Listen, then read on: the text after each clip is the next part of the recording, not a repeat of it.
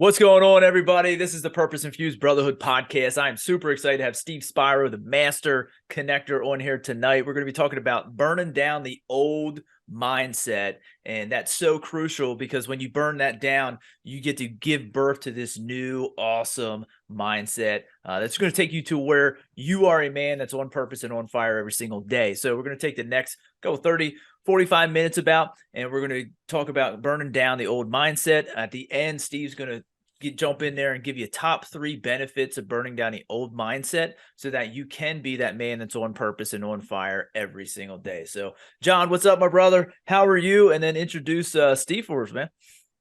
Man, I'm doing well, getting all geared up for the holidays rolling in here at the end of the week here. And man, the weather is rolling in right along with it. It's about to turn frigid here, and not happy about that by no means, but super excited to have Steve Spiro here. Steve, he started his first company right out of college in advertising. Additionally, he holds 4th degree black belt in karate, 1st degree in jiu-jitsu, including having his own karate studio. Steve contributes much of his success to a strong work ethic, can-do, never-quit attitude, discipline, integrity, and fearlessness that he cultivated in the martial arts. Steve's a master connector with over 41,000 contacts. He does a LinkedIn live broadcast every week called the Master Connector Show. Eventually pivoted from advertising into technology and now is a business automation consultant. Steve is big on self-development and loves to inspire people to get out of their comfort zone through speaking engagements and mentoring. So, man, Steve, we'd love to have you introduce yourself a little bit to our audience and give us a good win for the week for you. Absolutely. Hey, what's going on, guys? It's Steve Spiro, the Master Connector, coming at you live and direct here. And yeah, thank you. I appreciate John and Clay. I appreciate you guys having me on with the Brotherhood. It's awesome to be here, and just honored and privileged to be with you guys and your community. So yeah, I mean, a lot of wins. The big win for me is being here with you guys here today. But besides that, got a call. Somebody reached out to me and they want me to come down and do a speaking gig down in Baruch College in New York City. And I got a heart for the youth. So being able to get down there and kind of inspire and help them, I think the young community, especially the Gen Zs, this is the generation that they were sitting on the couch next to their best friend, texting each other rather than talking. And so they need some help, and I want to help them big time. So yeah, absolutely. Nice, man. I totally agree with that. Let's actually hit into that because that's great. I love what you said here, the heart for the youth. And you are the master connector. And like I say, you connected us. We had Chris Salem on here. Chris is amazing. Yeah, he's awesome. He was on the other week. Let that episode roll, and he was just awesome, man. And a couple other guys that are going to be on here because of the connection that you. So we appreciate you and being able to connect us with other guys is just awesome, helping our community out, helping guys out and stuff like that too. But I kind of want to jump into the heart for the youth here because I really like that. And I know it's a little bit different, but I think that's one thing that is very important. Like John coached high school wrestling. I coached high school baseball. I also am a teacher as well at this point in time. And looking at our youth, what's one of the things that you would really give to our young boys? What's one of that kind of biggest nugget you would say, or biggest piece of advice that you could give to our young boys? Yeah, I mean, I think the big thing is that, and it took me a long time, and I wish, I don't regret anything, but if I could go back to my younger self, I believe that there's 3 things that I really would have told my younger self if I could go back. And I know it's not the one thing you're asking, but I'll just give you. We're good. 3's good. Yeah. I'm a 3 person. I love 3s. But number 1 is in no particular order, but get into self-development, right? Get into some positive mental attitude books, self-development books. I happen to be learning disabled dyslexic. Back when I was a youth, there was no such thing as Audible. Thank God for Audible, because I have been able to eat through like 1 or 2 or sometimes 3 books a month. So it's awesome. But get into self-development, and I've grown my people skills and my confidence through self-development. So that's one. The next one is the power of networking and really getting out there and growing your community, growing your network. And I know that talking to the young people, there's some of that maybe they're doing through social media, but I mean real connection. Yeah. I mean growing, relationships, and not just having 10,000 followers on Instagram. That's not, to me, true networking, creating long, deep, meaningful relationships. And that would be another one. And we could maybe dive into that a little bit later in this show. But and then the third is the power of a mentorship, and have somebody in their life that they could find that has been there, done that has the fruit on the tree, that they can kind of look at as a GPS, right? I remember back in the day driving. I don't know if you guys are old enough to remember, but the days of the Hangstrom John map. is. That's right. He's got a little gray in that beard. I can see it. But back in the day, having the put that big map in front of the wheel, and it was so stressful. And but then GPS came along, and it's awesome. But what you about ain't lying? You never use no map. You just keep going. Not stop and ask for directions either. Honey, I know where we're going. Believe me. Well, when my wife was with me, it was a lot easier for sure. In fact, I remember back in the day, my wife, her first name is Elizabeth. Her maiden name is with a T, and then Spiro. So her initials are ETS, and I would often call her up, and this is before I invested in a navigation system, and I call up, I need my ETS navigation system, which would help me navigate through. I'm one of those directionally challenged guys for sure. I could get lost going home from 3 blocks away. It's crazy. But anyway, how about a GPS in life, right? Not just the GPS to get to where you want to go. And to me, that's what mentorship has been. So if I was able to get somebody early on where they could fill that role for me, that would have been amazing for me. Awesome, man. I love this. One of the things that we're big on here in the Brotherhood too is that family unit. So building our kids, whether they're boys, whether they're girls, helping them become men, helping them become women, and just amazing people that are chasing after and living on purpose and on fire themselves. And one of the things that is very important is just to be able to spread that ripple. We talk about ripples in the pond all the time, and spread that to the next generation, and help them really become who they were meant to be, and have the opportunities to create, to do, to inspire not only themselves but others. So I think that's huge. One of the things that we're actually going to be doing coming up here, and I just started putting things together, is we're actually going to be putting together a father and son initiation camp, where Amazing. Fathers and sons are going to come together, and they're going to go through different tasks together, things like that. So the father's going to help their son accomplish tasks, things like that. We're going to do some challenges together. So I think that's just so huge, and being able to take some of these tools that you just said right there and give to our youth, because the greatest wisdom is learning from the experiences of others who have gone before you, who failed, or like, dude, don't do this. We like to trudge through, as men, we like to trudge through it by ourselves. And that's one thing that I have learned. It's got that lesson over and over again of like, hey, Clay, you can't do it all by yourself, dude. So reach out, and it's cool. So let's jump into, we've started this, so this is probably like our 3rd episode. So I apologize, Steve, is we got you a 2-minute window to give from birth till today. What's like just a little synopsis of your life, just kind of going through there, how that transition, and we'll roll into, just so our listeners get a little bit a background of Steve and how he grew up and things he did and stuff like that. So you obviously can go more than 2 minutes, but we did like no more than 4. No, just kidding. Well, I was born and raised in the Bronx. My dad was an entrepreneur, he owned a liquor store, but dissuaded me from going into that. Wound up going into advertising marketing. But as a kid, I was picked on, bullied, learning disabled, dyslexic, and struggled. And I was really shy and introverted. But I wound up going into advertising, went to high school for that, college for that. Got out, couldn't get a job, start a company, open a small advertising agency in the city. And it's pretty wild being a 22-year-old businessman. And then parallel to that, sort of trained the martial arts since 83, as you heard in my bio. And that kind of helped me get out of my shell as well, a bit, but still not quite the same in that box, in that type of environment. I thrive, but it gave me an opportunity. It's interesting.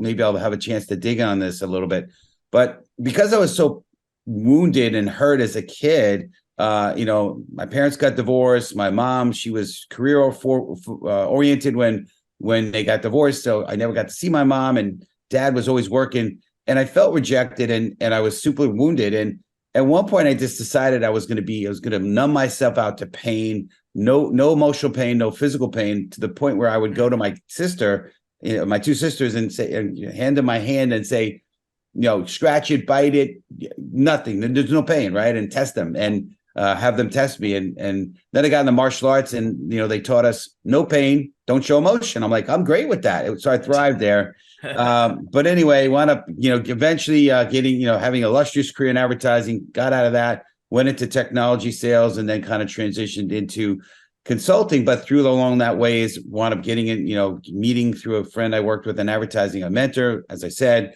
wish I had gotten somebody like that earlier on, but that was a transformative relationship, still is to this day. Got me on a path of self-development, books, audios, networking, and started to grow a network and started to really thrive being others focused. And again, we might be able to dig into that a little bit. I know you gave me 2 minutes probably over that, but you're good. But yeah, you're but keep going. Yeah, but that's really, I mean, today, obviously they call me the master connector. And, the one thing that this mentor challenged me on, he said, I want you to go out and meet 3 strangers every day. Now, when you're from New York, you talk to strangers, they want to shoot you or they're going to kidnap you, one or the other. So it was so anti-intuitive but I did it, and I started doing it. And, at some point it was super awkward. I had really crazy stories, crazy stories, but became comfortable with it. And now to this day, I could go out and just talk to anybody and make new friends. And I don't, there's no agenda there, just to make connection. And I found the more I connected, the more I went outside of myself, the better I felt about myself. And during COVID, honestly, I was the most connected ever because I was on probably 6 to 8 Zoom calls every day, talking to strangers, stranger danger, right? From people I met through networking, LinkedIn, whatever. So it's been an amazing journey. Lots to talk about, lots of lessons along the way, lots of lessons from the martial arts, lots of lessons from business, lots of lessons from, just failing forward. So yeah.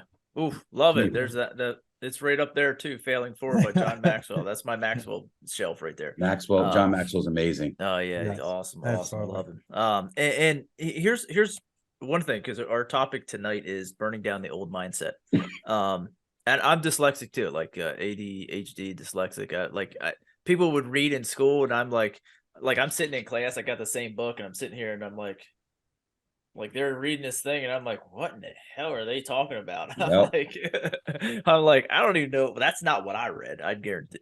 And so yeah, in some of those different things. So what you were talking about, let me know if I'm right here, is that you were when you were younger, you were quiet, reserved, kind of shy, kind of in that box, and then all of a sudden it got to that point where you just burned it down.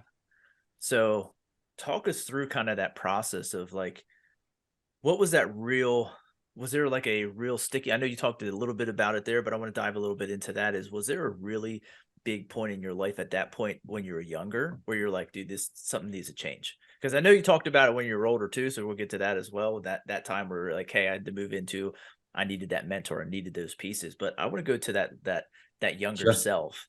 Was there something in there, that clicking point where you're like, something has to change, and that's where you're like, you know what, I'm gonna burn it all down, I'm gonna build it new? Yeah, there's been pieces along the way, right? So when I was, my growing up, last name Spiro, my nickname was Spaz. Okay, I was uncoordinated, ridiculed, mocked, whatever, all that, right? But I remember one time my family, I don't know how they had the money, but they sent me to sleepaway camp, and this was a place that nobody knew me. And I was like the most popular guy, one of the most fastest, most athletic. I was able to reinvent myself. Yeah. And so I saw the power of that, where, being in a new environment, you could kind of reinvent yourself. And so that was a little glimmer of some different perspective. And then, eventually getting into the martial arts and getting into that new environment and being able to recreate myself. But that old Steve was still there. My sensei ridiculed me, called me a blockhead.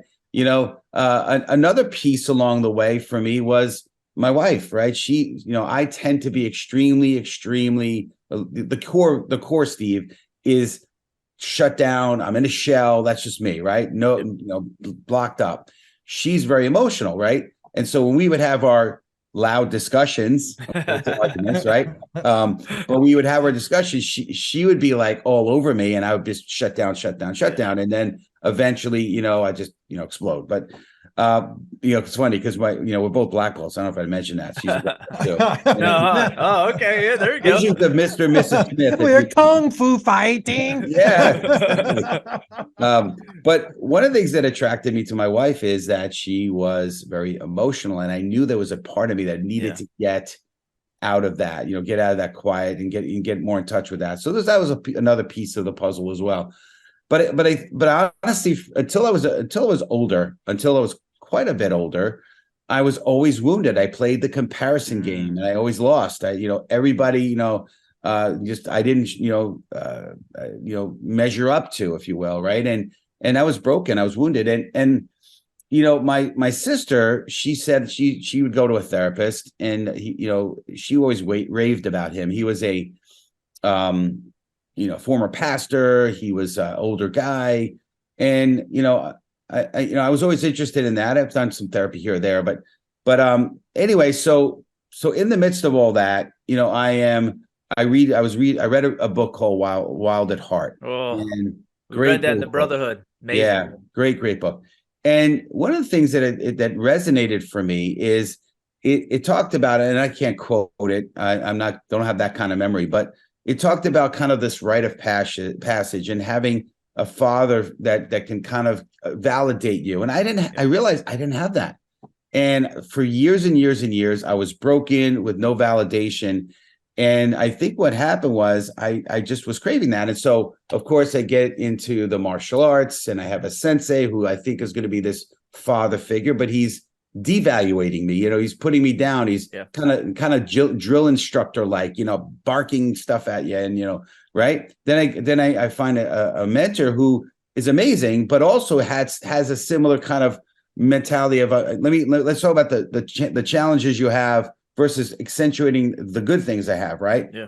And so just for a long time, just not feeling good enough. Yeah. Then I read this book, and I said, I'm going to go see this guy. And we had a few sessions. I don't think it went more than 5 sessions, but at one point I'm on, the couch, and he's in front of me, and he's like, Steve, do you realize, who you are? Because, he asked me on my background and all that. And he said, I'm listening at about your background, your story, your accomplishments. He said, I have people that sit in that chair and they're messed up. You're awesome. Now, am I awesome or not? Okay, whatever. I don't know. I'm not trying to, pat myself in the back. But I think you're awesome. I appreciate that. You're awesome too. I put a post out. Yes, I think it was yesterday, or the day before. Which, hey, you're awesome, right? But I needed somebody, a fatherly figure, to tell me that I was awesome, right? And tell me that I was okay, and that validated me, and that was a big piece of it, right? I at one point, spiritually, I found a relationship with my Heavenly Father. That was a big factor. But on this earth, I needed that. I needed somebody who could validate. And I didn't have a father that did it. He was probably worse broken than I was. Turns out I found out later on he was bullied as a kid, and just didn't have it. So forget the woe was me. But that was a big thing for me. So what happened then is I started to become, find peace within myself and feel good.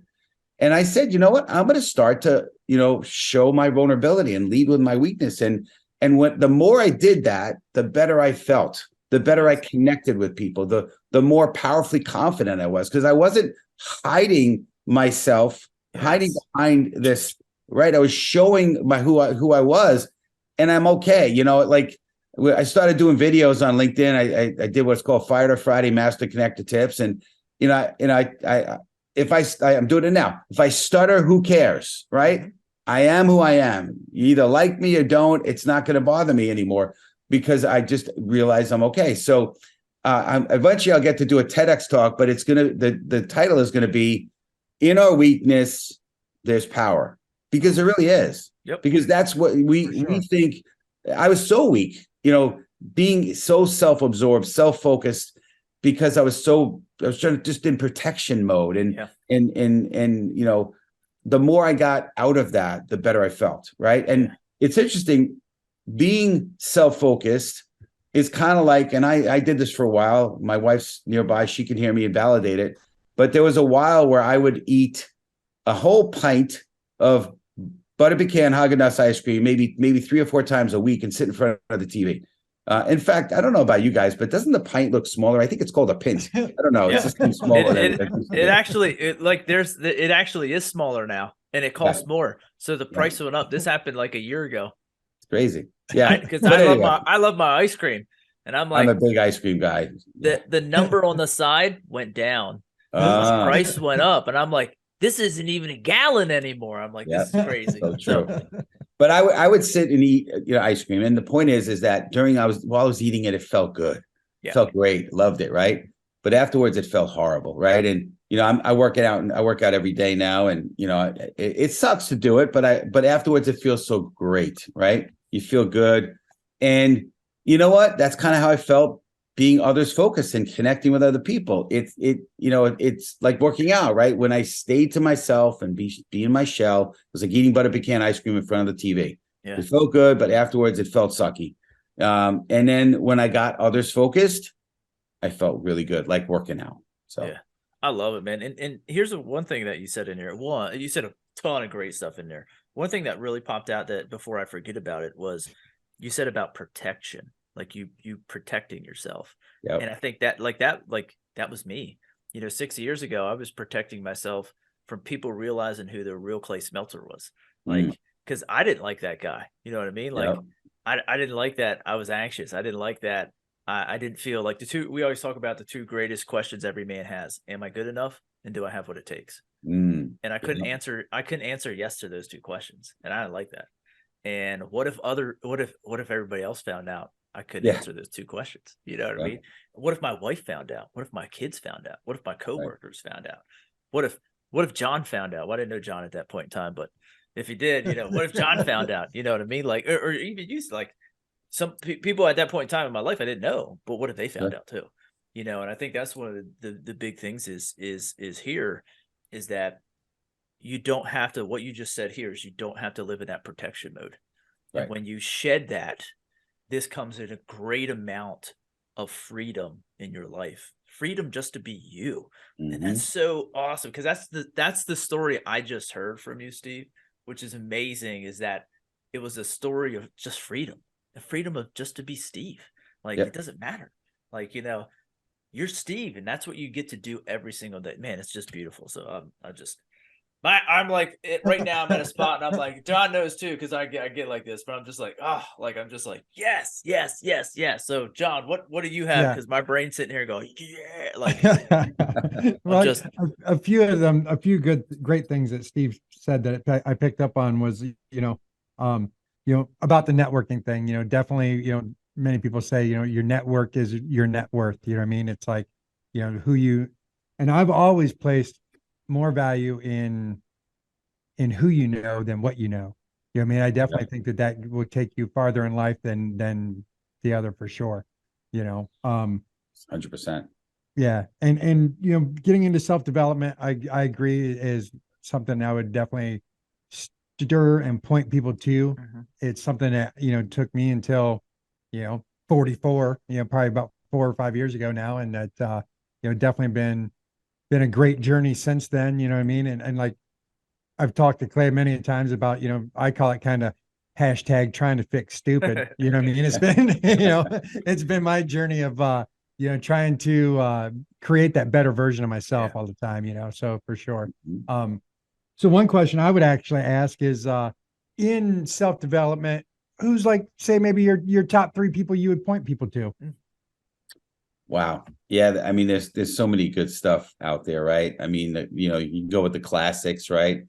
Napoleon Hill, Think and Grow Rich, Master Key to Riches, right? Those are a lot of the books are all kind of spin-offs of those classic books, right? Yep. But Dale Carnegie, right? That's classic, How to Win Friends and Influence People. In fact, I had the personality of watching paint dry, the personality of a brick, right? I mean, and it's funny, early on when I had my advertising company, I had a partner, a guy named Peter. And when, we had people that we hired, and I was looking back, I was horrible at it. It's just horrible at being a boss. In fact, earlier on, before that, I remember I learned a lesson. My dad at an early age, when I was at an early age, would have me run the liquor store on a Saturday. Now, keep in mind that's the busiest day of the year, Saturday at a liquor store. But he had me run it, and I was running it with an older guy, and then there was a guy named Carlos who was younger who would come in as well, and so it was us three, and Carlos was late. And I don't know what compelled me, but I called my dad and told my dad about Carlos, and he put Carlos on the phone, and all of a sudden Carlos walked out on us, and he quit. And right about within an hour or two, in came shoplifters, and it was just a crazy scene. So I learned a lesson, right? You don't have to always say what you're thinking, and there's some tact and there's timing and everything, right? But I took that into having, being a boss in advertising. And my partner says to me, "Hey, Steve, I got good news. The company is gonna send you to a course. It's called Dale Carnegie, How to Win Friends and Influence People." Great. But I read that book and took that course. And later on in life, one of the first books that my mentor, told me to read was that book. And it's funny, over the years, every now and then I say, "Hey, you got a book you recommend?" He's like, "Hey, have you ever read that book, How to Win Friends and Influence People?" Yeah, I've read it like probably three times now, 4 times now. He's like, "You may want to read it again." So always working on my people skills for sure. But another good book is Darren Hardy, Compound Effect. He's a great writer. I mean, I could go on and on, right? I just read The Power of One. I think it's One by Nick Milet. Yep, that's we're actually reading One more. Yeah, Yep, we're going to be reading that in the Brotherhood starting in January. Yep, great book. I mean, I just read I would say read. I mean, listen, right? Audible, but reread Pound the Stone. So Josh Metcalf. The previous book to that is Chop Wood, Carry Water. I don't know if you guys know of that book. Yep. It's funny when I saw the cover, I heard about the book. I was like, Chop Wood, Carry Water. I'm thinking, okay, who's Carrie? This Carrie Water person? Who is no? But it's Chop Wood, Carry Water. But anyway, great book and real good book, especially for younger people, right? Yeah. Those two books are really relatable. The stories are around younger people and some amazing life lessons. So just so many books. Yeah. On and on and on. Cool. Yeah, and I think that's one of the things too, because again, the topic is burning down the old mindset. Well, how do you burn down the old mindset? Read. Yeah. Read. I was in business a while ago, and my mentor during that business was like, "Clay," he said, "you need to read this book." And I was like, "Well, I don't like reading." He goes, "That's not what I said. I said you need to read this book." And I was like, "Gotcha." And it was like 2 weeks later, and then I finally picked up. He's like, "Did you read that book yet?" And I said, "No." And he's like, "Again, I didn't ask you. I told you need to read this book." And I was like, "Fine, whatever." So, and again, once I left college, I wasn't reading nothing. Like, dyslexia and everything. I'm like, no way, I ain't read nothing. Like, because literally it takes me like 100-page book. I'm like, it's literally going to take me a month to read it. Like Ed Milet's like, we're giving a whole quarter. What here? I got this big bad boy right here. Extreme Ownership. Oh, that's an amazing book. Jocko Willings and Late Babin. Yeah. Look how thick that sucker is, man. That took me a while. It took me like 3 months to read. I'll tell you what, the Audible version of that is amazing. Bluetooth headphones, baby. They're the greatest invention of all time. Yeah, but see, for me though, when you go through all my books though, I have underlined, I have things, I have you can't underline an Audible. Yeah, I'm in the so for me, if I'm gonna read, I just screenshot it. Yeah, but I can't write on the side, man. I have notes. Like there's some books, man. My wife won't read my books because it's too marked up. On a side note, that book, when you do Audible, and I hear what you're saying loud and clear about writing on underlining, but the book the Audible has like sound effects, like the bombing sounds in it, and they've added that actually because he does a lot of storytelling. I love stories. Yeah. Tells storytelling of some of the things, the missions they've been on, and it's just wild. So. But really, really good. Okay, yeah, we'll have to check that out. Yeah, that's just amazing. That's how I read that book, was Audible. And I think that's one of the biggest things like that we can do is that we can read. Because I think it's really important. We always talk about like with health and physical fitness. What you put in your body is how your body's going to feel. But what you put in Sure. your mind is how your body's going to feel. It's how That's your right. environment's going to feel. It's how you're going to feel. And I think that's something that, as we talk about burning down that old mindset, is how do we do that? Well, part of it is that reading. So we've talked about a couple of things about how that new mindset gets developed. Is there anything that you would say geared towards, like, how do you just burn the old one down? Like, what do you do there? Yeah, I mean, I wish I had the magic pill to that. I mean, I think some of the tools that we talked about will help, right? I think that reading will definitely wear on you for sure and get into you. It's funny because I'd taken that course, How to Win Friends and Influence People, and then I wound up taking reading the book, taking the course, and I didn't really reread it for a very long time. But I remember when I closed the advertising company down, and now I was working at a company as an associate creative director with a little team. And I remember, utilizing some techniques that it felt like they came out of the blue, but I realized that they were in the book. And it took probably, I don't know, maybe 8 or 10 years for it to kind of manifest within me. And I hope it doesn't take somebody that long, but I believe the books, like you said, will change you. I believe mentorship will change you. But honestly, just taking action, right? And not really, one of my favorite books is I think it's David Schwartz, That Magic of Thinking Big, and he talks about that's a good one. the failure diseases, right? Detailitis, procrastination, and I always forget the third one. But just not getting hung up on information constipation, right?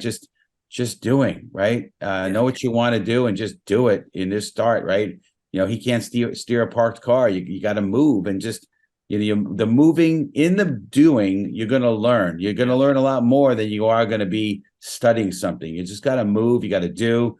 I've learned a lot just through trial and error, through try, fail, adjust, right? Yes. And I believe that's going to be the biggest thing, right? You could study, you could learn, you can get somebody that could do a money quarterback with you, but ultimately you got to just get in the game and just do and move. And you got to have the desire to want to. But you got to want to. You got to have that desire to want to. That is true. I think, and that's where and that's one of the biggest keys to taking that massive action and to put forth that effort is that desire to want to. Because if you're just like, I think I'm okay, I don't really need to change, I think I'm good. No reason to. If you don't see it, you're going to get nowhere. You're going to stay right where you are. So correct. Being in that comfort zone and getting out of that. And I think there's parts too. When I go back to my story, it's like leading up to probably about maybe 2 to 3 years prior to like 36 years old, panic attack over a TV show on my couch, going, what the F is going on here? Something needs to change. Like, this is not what my life was supposed to be. 3 years prior to that, up until that point, I knew I needed to change. Stuff needed to be different. Yeah. I just didn't want to take action. Like, because I didn't want to deal with it. Like, I knew it was going to be tough. I knew I was going to I knew it was going to, here's what I knew. I knew it was going to come back to me. I knew it was going to be my problem. Like, the problems I made were my problem. And I just didn't want to face that. And what I really like here is the way that you just said here, the biggest thing to do to change and burn down that old mindset and put in that new mindset, the new man that you really want to be, is action. And that's what you have to take. And that's what I didn't take for a long time. I think each one of us, John, you shared your story, Steve, you shared your story here. In those times where we weren't living to where we really wanted to be was our times of inaction. And the times that we were, and as your younger self, Steve, you talked about that younger transition. It might not have been the exact man that you wanted to be later on, but many times you didn't really know that, but it was that man that you wanted to be at that point in time. And then it transitions to what, as becoming a husband or a father, or things like that. It transitions along the way. It's going to transition again. And I think that's one of the things here. Do you feel like there has to be multiple times in your life where you're just going to burn it down? It doesn't have to be for a bad reason or a good reason. It just, there's going to be multiple times where you get to that point and you'll just be like, hey, you know what? There's probably going to be more times where I burn this thing down. So is it just a big one-time thing, or is it a multiple time thing? I think you know the answer, but yes, of course. You You got to do it multiple times. I've done it multiple times. And I just want to add on to that because it could feel very intimidating. Yeah. And, there's a bunch of books, the Compound Effect is one of them. The Atomic Habits is another one. I just finished reading Amazing. Tiny Habits, right? And it's just, it's sort of that idea of habit stacking, right? You do a little bit and then you add a little more and then you add a little more. But just take that action, not really, how do you eat an elephant? One bite at a time, right? You don't try to do it all at once, right? You don't want to just take a little action, right? Take a small step, right? A little cliche, right? But the journey of 1,000 miles starts with one step, right? I mean, it's just take a step, move in a direction, just start to move, right? And eventually it's going to come together. And, the one thing that I've learned over time is you're going to eventually, if you just continue to go and don't let yourself off the hook, you're going to succeed. You're gonna see success, whatever success looks like for you. And the one thing I love about that book, Chop Wood, Carry Water, and even more so, Pound the Stone, is it says fall in love with the process, right? So don't get so hung up about the man you need to be or want to be, but fall in love with the process to get to, the process that you start that gets you on that path, right? I remember as in the martial arts, reading a lot of books and, of martial arts type books. And I remember hearing a story of a young man. He walks miles and miles and miles. It's in Asia, it probably was China. And he wants to see this great master. And, he finally gets there. It took him weeks and weeks. He gets there and he knocks on the door, and the master, opens it, and he says, hello, master. And he bowed, and, I'm from here, and I really want to learn from you. And he says, come on, son, let's have some tea together. And as they started to embrace on a relationship, he said, how long will it take me for me to get black belt, right? And he said, it will take you about 10 years. He said, all right, what if I try really, really hard and I train every day, 5 hours a day? He's like, it'll take you 20. He said, what if and you can see he's getting frustrated. Okay, what if I 8 hours a day, I don't ever take a break. How long will it take? 30 years. He said, master, I don't understand. He said, the more harder I try, it's taking longer. He said, because if you have one eye on the goal, you only have one eye left to do what you need to do. And I'm kind of paraphrasing, but just trust the process.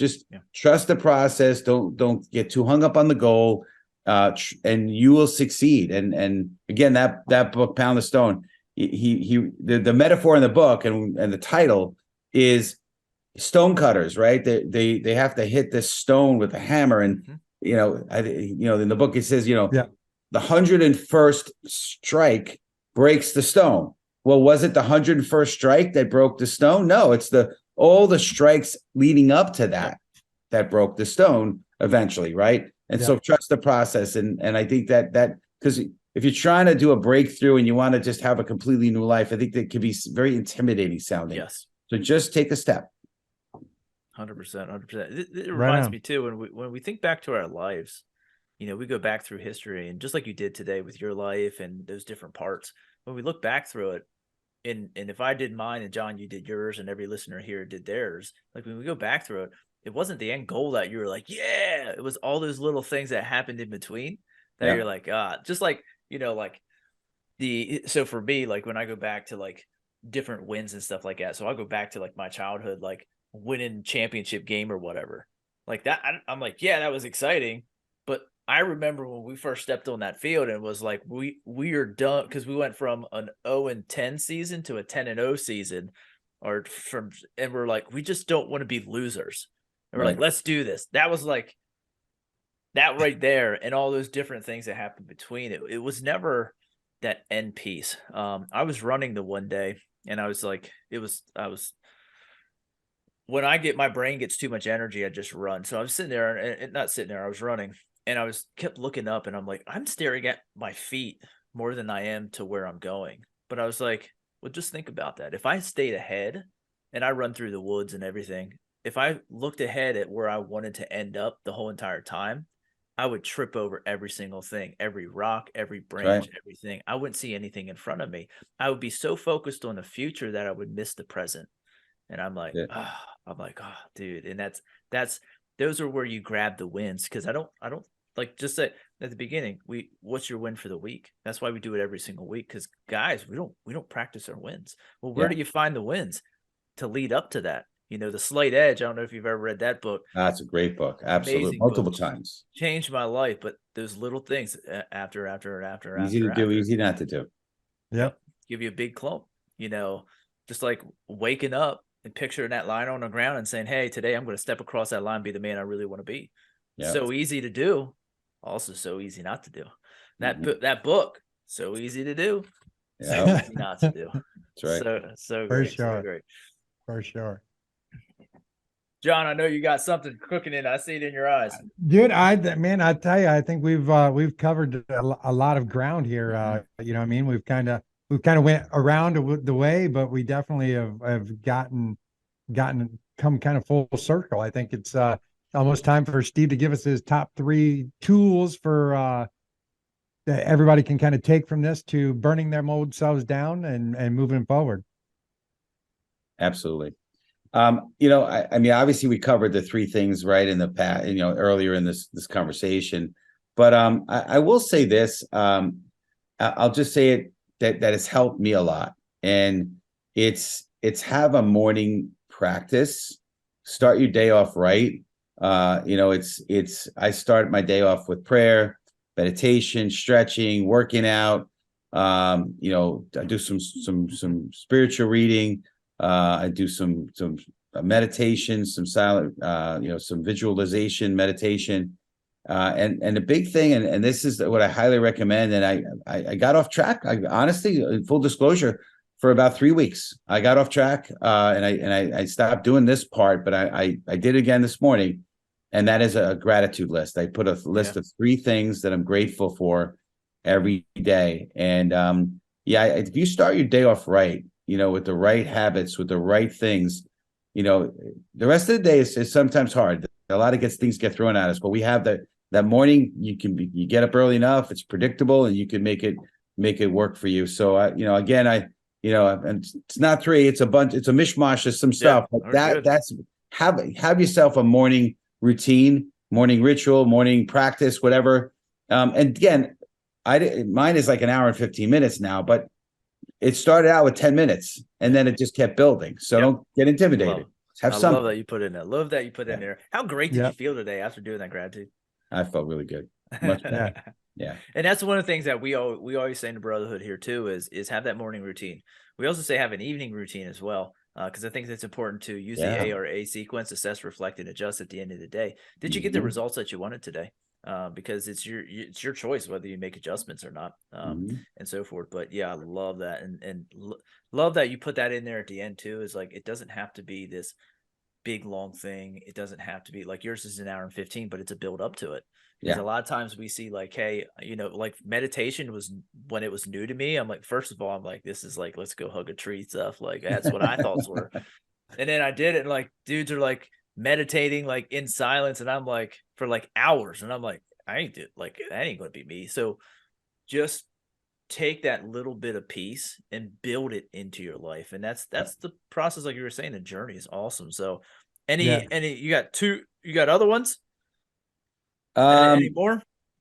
Yeah, you know, honestly, I think if you can take some time in the middle of the day to just breathe and just be still, right? I mean, we're really grateful that we have a beautiful spot here where the water's right out in front of our place, and just be able to reflect on the beauty of nature and what God has given us. But just take a moment, right, to just have some time to just reflect. It's so easy to get hung up on the things that we do, the things we have to do day to day. So I would just do that. And then the other thing is just be others focused and go connect with somebody, right? You'll be surprised if you're in a place where you're maybe a little bit dark, you'll be surprised by just reaching out to somebody else that'll break that spell over you, right? Just reach out and maybe send somebody some love, right? Maybe it's a voice note, maybe it's a call, maybe it's a text message on social media, but just reach out to somebody, and that will bless their day, but it'll also bless you.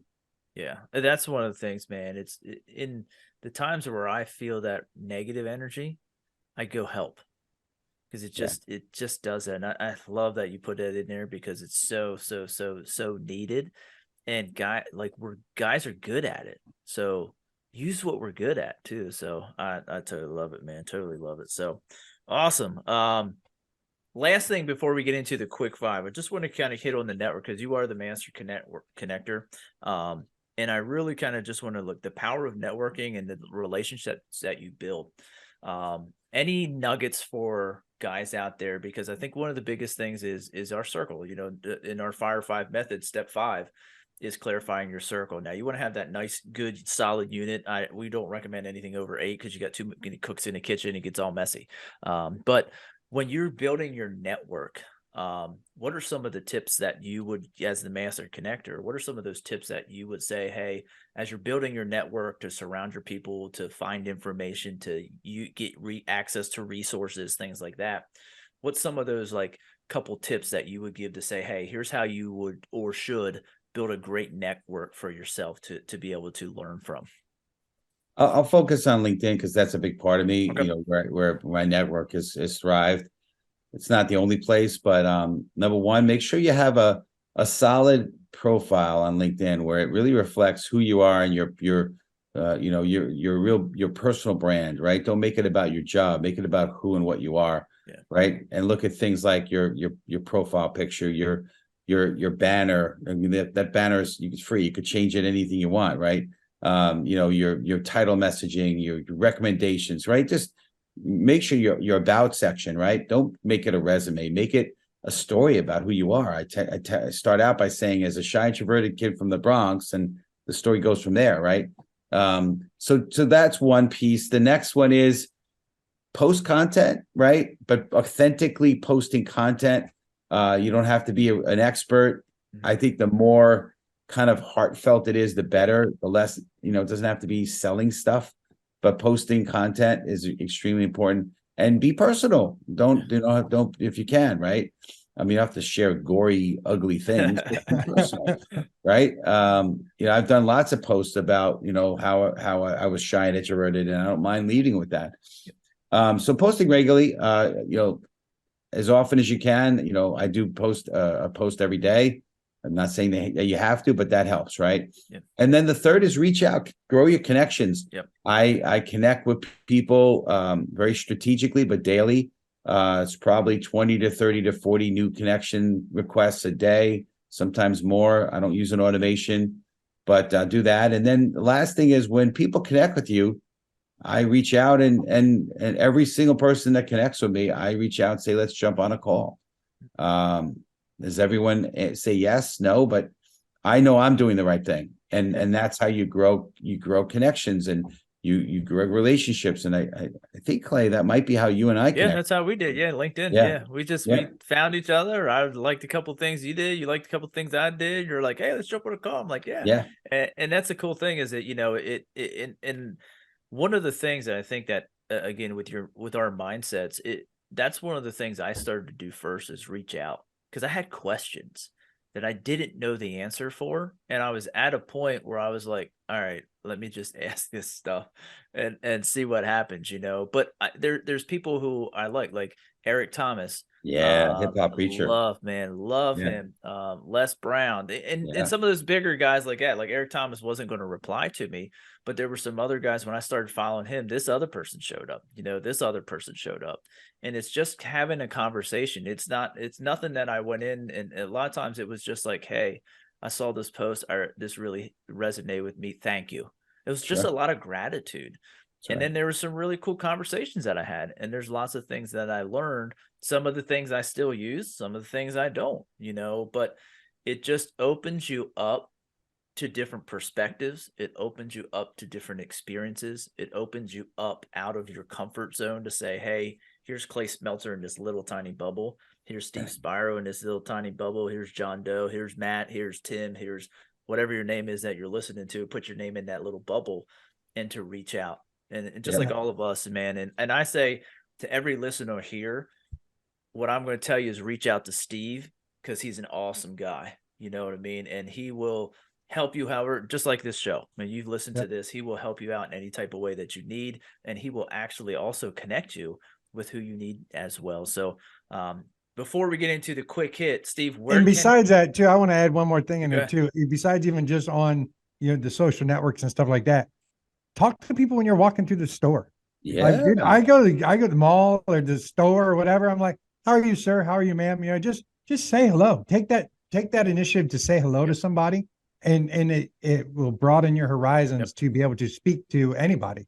I mean, kids walking down the hallway. I mean, in the mall, looking like some punk kids. Like, what up, fellas? And they're like, hey, how you doing? You know what I mean? It's like, it's just, you know what I mean? Just a matter of reaching out and saying hello, taking that initiative to say hello or ask somebody how they are and whatever. And just, it'll help make you open yourself up to talk to other people.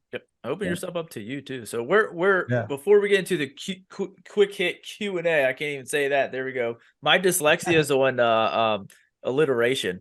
So it's like me and Dr. Seuss, dude. I can't read Dr. Seuss at all. Like it's just totally so. All right, quick hit Q&A. That's just totally messing me up right now. So I'm trying to flip everything. So I'm not even trying to look at this screen right now. But before we get into that, where can people connect with you? I know you said on LinkedIn here, but where else could they get a hold of you? Sure. LinkedIn's a great one, right? Spiro, the Master Connector is easy. I think if you type my name, you'll probably find it right away. But also stevespiro.com, STEVESPIRO.com. The digital business card. It has the links to a lot of things. If someone's interested in having me in as a speaker, Spiro-global.com. That's my speaker page. And then definitely come check out a show, masterconnector.show. It's on LinkedIn, but we also simulcast it's on Wednesdays at 1 p.m. Eastern. We simulcast on YouTube, Twitter, and Facebook, and LinkedIn, of course, as well. So, but yeah, they could find me any of those ways, but easiest, stevespiro.com. Nice. Awesome. And guys, seriously, take the time, reach out, just even to have a conversation. Steve's going to jump on a call. I mean, he's going to jump on a call with anybody, just like he said, and you're just going to be able to pick the brain, ask him some questions that you want to, just connect, and he'll also be able to connect you if there's somebody out there that you really need connected with too. So we just appreciate that very, very, very much. So you ready for the Q&A? 5 seconds, 10 questions, 5 seconds each. I'm going to do the best I can. We're good. All right, here we go. John, you want to go first or me? Sure, I got you. All right, here we go. What's your favorite animal? Dog. Work or play? Work. What's your favorite word? Growth. Nice. Love it. Top book recommendation? How to Win Friends and Influence People. Nice. Who's your hero? That's a good one. I'll go with my wife. How about that? Love it. What's your deepest fear? My deepest fear is to be inadequate. There's that quote. I don't know if you remember seeing that. So, no, my deepest fear is that I just stay in my shell. Yeah, nice. That's good. And that probably power. And speaking of that, the mindset that we're talking about, which now, before it held you back, but that mindset shift now propels you out of it. Yeah. My theme is there's danger in the comfort zone. Yeah, that's awesome. John, it's you. My bad. If you could go back in time to change any part of your life, would you? I wouldn't, because I believe it shaped me to be who I am today. Yeah. Number 8. What do you wish you would learn sooner? What did I wish I would learn sooner? The power of connection, truly connecting with people. Nice. Do you prefer the soft cloud version or the sword version of the truth? I think I'll go with the soft version. John, I don't know you like that. I always like the swords. You know what? But that hurt me for so many years, and it just made me more insecure, because I kept, So that's good. Nice. That's actually a great point. That's a really good point. That's very, very, very good. So awesome. Last one. What's your biggest strength? My persistence, my grit and persistence. Love it. Nice. Awesome, man. Awesome, Steve. So, man, we appreciate any last words that you want to give to the listeners or anything like that could help them or anything that's just on your heart right now? Yeah, I'm just gonna say this, right? I remember being at a service where, and this was prior to probably, I don't think the fire marshals would allow this, but it was this big conference room, probably 1,000 people, and in the front they had a couple of people on stage, and they turned the lights out and they put a candle up, and they lit the candle, and the two people on the stage got their candles lit from that candle, and then the people in the front of the stage lit their within a few minutes the whole ballroom was bright from the candles, and it was very touching. And the message of that is that when you light your candle, when your candle lights somebody else, it doesn't diminish your candle. And so I talk about it all the time on the show. I talk about it when I speak. We need to be the light. We need to be always uplifting and inspiring people, and realize that when you are inspiring somebody, you're not diminishing your light within you. You're actually helping somebody else. And I believe if we continue to be that light and light at somebody else's candle, I really believe that we'll make this world a better place and brighten this world. So just like that metaphor of that ballroom. So wow, man, that was it. That's awesome. That was the light that ended it. That we're just done. We're done. We're just gonna stop. I'm just kidding. That was awesome, man. I love that. That was so good, so good. I don't even know what to say right now. That's why I'm like sitting there going, "Damn, that was good." What are we at? What part are we at? I gotta go. You're at the closeout. The closeout. Take it home. Land the plane. All right, guys. I know you got a ton out of this. Also, go back and get your pen and paper because there's a lot of great things in here too. There's also a ton of books on here as well that we mentioned. Each one of us. Those are the things that are going to get you out of that old mindset into the new mindset that you really want, and stay consistent with it for the long term, not just short term. So, man, guys, just go to down below, review, rate. That gets us out even more to help guys be a man on purpose and on fire every single day. Steve, thank you, man. Appreciate just being here with us tonight. You guys are awesome. Appreciate what you guys are doing. Amazing. Thank you, man. Thank you. Guys, we'll see you next week. Have a kick-ass week. Go out, be that man that's on purpose and on fire every single day. Awesome.